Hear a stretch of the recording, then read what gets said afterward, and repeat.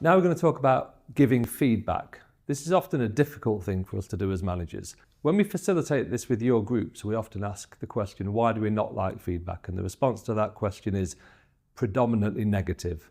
It can feel awkward, it can feel like a personal insult, etc., etc. So have a think about how you feel when you are asking for or you are being given feedback. And that instinctive negative reaction is with all of us. So the model that we suggest when giving feedback is called iSaid feedback. What this does is give some context and some route planning for that conversation. The first part of that model is I of iSaid. This is intent.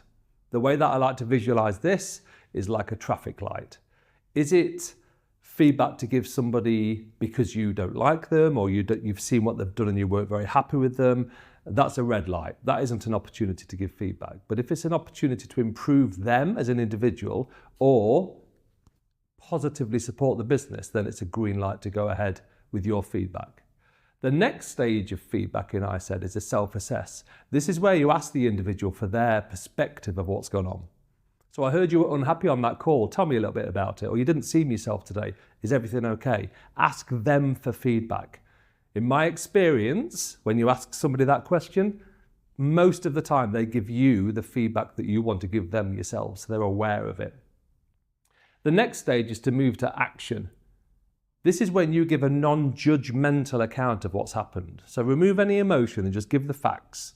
You are an experienced leader and you are just explaining what they could potentially have done better after they've given themselves the assessment of what's happened. Always remembering the intent is pure here.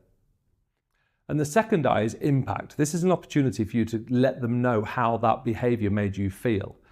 And this isn't always negative, of course. If they did a great job when you're on holiday, then absolutely let them know that made you feel really proud of them. And that could also be used on a more negative perspective too, if you need to. The final stage is the D, which is where you move to action. That's where you have a conversation with that individual about what's happened and help them understand what they can do in the future to avoid this. The iSaid feedback model is a really essential way of helping you frame a conversation. And just as a separate note, we also do another session on motivation and engagement.